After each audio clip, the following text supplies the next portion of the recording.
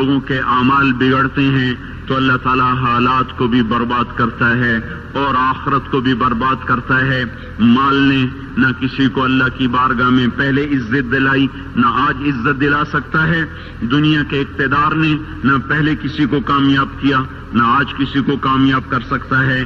یہ میرے بھائیوں آج کا دھوکہ ہے کہ ہم اپنی منشاہی پہ چل رہے ہیں اور ہمیں اللہ کے دستور کا پتہ نہیں ہے کہ اللہ تعالیٰ کن چیزوں سے راضی ہے، کن چیزوں سے ناراض ہے، کس پر اس کی پکڑ آتی ہے، کس پر وہ معاف کرتا ہے۔ اس لیے یہ ساری دنیا کے انسان انتہائی خطرے میں چل رہے ہیں کہ یہ وہ سارے اعمال جن پر اللہ تعالیٰ ناراض ہوتا ہے وہ پورے فیصل آباد میں ہیں، ہر محلے میں ہیں، ہر بازار میں ہیں، پورے پاکستان میں ہیں، پوری دنیا میں ہیں، پورے 6 بر اعظم میں پھیلی ہوئی انسانیت آج للکار رہی ہے اللہ کو۔ کبیرہ گناہوں کے ساتھ زمین کو بھر دیا ہے۔ ظہر الفساد فی البر والبحر بما کسبت ایدی الناس، اور اللہ اپنی سنت قرآن کے ذریعے سے بتاتا ہے کہ جب تم جیسی قوموں نے جب تمہارے جیسے اعمال اختیار کیے تو یہ سنو، ایک قوم تم سے پہلے آئی نوح علیہ السلام کی، جنہوں نے زمین کو کفر سے بھر دیا، الٹا میرے نبی سے کہنے لگے فاتنا بما تعدنا ان کنت من الصادقین، وہ عذاب لاؤ جس سے تم ہمیں ڈراتے تھے، اور وہ عذاب لاؤ جس کا تم نے وعدہ کیا ہوا ہے۔ پھر ہمارا وہ دن آیا ففتحنا ابواب السماء بماء منہمر وفجرنا الارض عیونا فالتقى الماء على امر قد قدر، آسمان کے دروازے کھولے، زمین کو چشمے بنا دیا۔ یہ نہیں کہا کہ زمین سے پانی نکل کا، فجرنا الارض عیونا، ہم نے پوری زمین کو چشمے بنا دیا، روئیں روئیں سے پانی ابلنے لگا، اور آسمان سے پانی گرا، زمین سے پانی نکلا، اور ساری کائنات میں وہ پانی پھیلا۔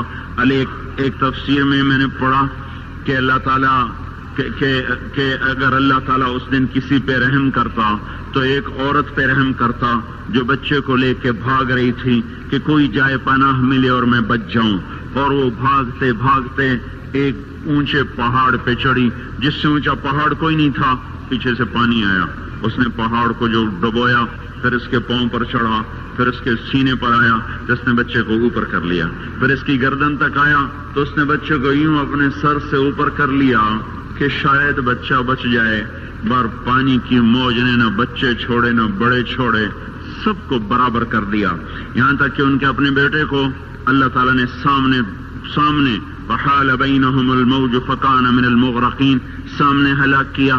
3 آدمی غار میں چھپ گئے اور اوپر پتھر رکھ لیا کہ یہاں تو پانی نہیں آئے گا، چاروں طرف جو پانی کا تماشا دیکھا، اندر بیٹھ گئے۔ تھوڑی دیر میں تینوں کو تیز پیشاب آیا اور بے قرار ہو کر پیشاب کرنے بیٹھے، اللہ نے پیشاب کو جاری کر دیا، اور وہ پیشاب کرتے کرتے کرتے اپنے ہی پیشاب میں غرق ہو کے مر گئے۔ جو کام قوم نوح کرتی تھی وہ کام آج ہو رہے ہیں، ساری دنیا میں ہو رہے ہیں۔ قوم عاد آئی بڑی طاقتور، یہاں تک کہ للکارنے لگے من اشد منا قوہ، کوئی ہے ہم سے بڑا طاقتور تو لاؤ نا، ہمیں کس سے ڈراتے ہو؟ ان نقول الا اعتراک بعض آلہتنا بسوء، ہمارے خداؤں نے تیری عقل خراب کر دی ہے، ہم سے تو بڑا کوئی طاقتور نہیں ہے۔ تو اللہ تعالیٰ نے فرمایا اولم یروا ان الذی خلقہم هو اشد منہم قوہ، اے ہود انہیں بتاؤ جس نے تمہیں پیدا کیا ہے وہ تم سے زیادہ طاقتور ہے۔ تو جب اللہ تعالیٰ کی طرف سے وہ حجت پوری ہوئی اور وہ اپنے تکبر میں بڑھتے رہے، نافرمانی میں بڑھتے رہے، تو اللہ نے عذاب کا دروازہ کھولا، قحط آ گیا، انسان ایسے بھوکے، اور وہ انسان ہماری طرح تو تھے نہیں، 40 ہاتھ قد ہوتا تھا، 30 ہاتھ قد ہوتا تھا، 800 سال 900 سال عمر ہوتی تھی، نہ بوڑھے ہوتے تھے، نہ بیمار ہوتے تھے، نہ دانت ٹوٹے، نہ کمزور ہو، نہ نظر کمزور ہو، جوان تندرست توانا، صرف موت آتی تھی، اس کے علاوہ کچھ نہیں ہوتا تھا انہیں۔ اب ان کے بھوک بھی زیادہ، وہ اپنی ضرورتوں کا غلہ بھی کھا گئے، پھر جہاں حلال بھی کھا گئے، پھر کتے بھی کھا گئے، بلے بھی کھا گئے، چوہے بھی کھا گئے، جو چیز ہاتھ میں آئی سانپ بھی کھا گئے، ہر چیز کھا گئے، پر نہ بارش کا قطرہ گرا، نہ زمین کا دانہ پھوٹا، یہاں کے درخت توڑ توڑ کے ان کے پتے چبا گئے، قحط دور نہ ہوا۔ تو پھر انہوں نے ایک وفد بھیجا، بیت اللہ بھیجا کہ ہمیں بارش دو۔ وہ جب مصیبت آتی تو اوپر والے کو پکارتے تھے، جب وہ کام کر دیتا تھا پھر سرکش ہو جاتے تھے، پھر انہی پتھروں کو پوچھتے تھے۔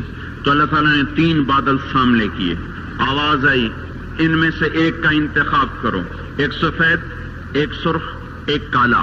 تو آپس میں کہنے لگے سفید تو خالی ہوتا ہے، سرخ میں ہوا ہوتی ہے، کالے میں پانی ہوتا ہے۔ ان کا یہ پانی، یہ کالا چاہیے، یہ کالا چاہیے۔ تو آواز آئی پہنچے گا، یہ واپس پہنچے، ان کا بارش ہوگی۔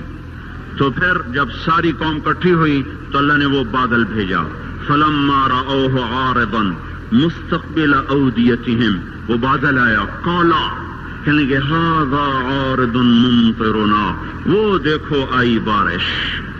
تو اللہ تعالیٰ نے کہا بل هو ما استعجلتم بہ، یہ بارش نہیں، یہ وہ عذاب ہے جو تم ہود سے کہتے تھے، کون ہے ہم سے بڑا جو ہمیں کچھ کر لے، اب تیار ہو جاؤ۔ ریح فیہا عذاب علیم تدمر کل شیء بامر ربہا، اب دیکھو کیسے تمہارا رب تمہیں اڑاتا ہے۔ ان کے گھروں کو ہوا نے اڑا دیا، ان کو ہوا نے اڑا دیا۔ 60 ہاتھ اونچے قد کے لوگ اور تنکے کی طرح ہوا میں اڑ رہے تھے، اور ان کے سروں کو آپس میں ہوا ٹکرا رہی تھی۔ وہ گھومتے تھے، سر ٹکراتے تھے، گھومتے تھے، سر ٹکراتے تھے۔ بعض لوگ بھاگ کے غاروں میں چھپ گئے تو ہوا کا بگولا ایسے زوردار طریقے کے ساتھ غار کے اندر جاتا اور پھر ایک دھماکے کے ساتھ ان کو باہر نکالتا، پھر ان کو ہوا میں اچھال دیتا گیند کی طرح، پھر ان کے سر آپس میں ٹکراتے ٹکراتے ٹکراتے ان کی کھوپڑیاں پھٹ گئیں اور ان کے بھیجے ان کے چہروں پہ نکل آئے، اور پھر اللہ نے الٹا کے ان کو زمین پر مارا، سر الگ ہو گیا، دھڑ الگ ہو گیا۔ پھر اللہ نے للکار کے پوچھا فَهَلْ تَرَى لَهُم مِّن بَاقِيَةٍ، کوئی ہے باقی تو دکھاؤ کہ اس کا بھی صفایا کر دوں۔ کوئی نظر نہ آیا، سب کو اللہ نے مٹایا۔ جو کام قوم عاد کرتی تھی وہ کام آج فیصلہ آباد میں ہو رہے ہیں۔ پھر ایک قوم سمود آئی، انہوں نے سنا تھا کہ عاد کو ہوا نے اڑایا تھا، تو انہوں نے پہاڑ کے اندر گھر بنائے کہ اندر ہمیں کون کچھ کہے گا، اندر تو ہوا جا ہی نہیں سکتی، جائے گی بھی صحیح تو کہاں تک اندر جائے گی۔ نافرمانی نہیں چھوڑی، الٹے کام کو چل پڑے۔ تو اللہ تبارک و تعالیٰ نے ہوا نہیں بھیجی، ایک فرشتہ آیا، مکروا مکرن، انہوں نے مکر کیا، ومکرنا مکرن، ہم نے ان کے مکر کو توڑ دیا۔ فانظر کیف کان عاقبۃ مکرہم، آج ان کا انجام دیکھو۔ انا دمرناہم وقومہم اجمعین فتلک بیوتہم خاویۃ بما ظلموا ان فی ذلک لآیۃ لقوم یعلمون وانجینا الذین آمنوا وکانوا یتقون۔ اللہ تبارک و تعالیٰ نے کہا یہ دیکھو، ایک فرشتہ آیا، اس نے چیخ ماری اور ان کے کلیجے پھٹ گئے، چہرے نیلے اور کالے ہو گئے، اور ساری قوم کو اللہ نے آن کیا۔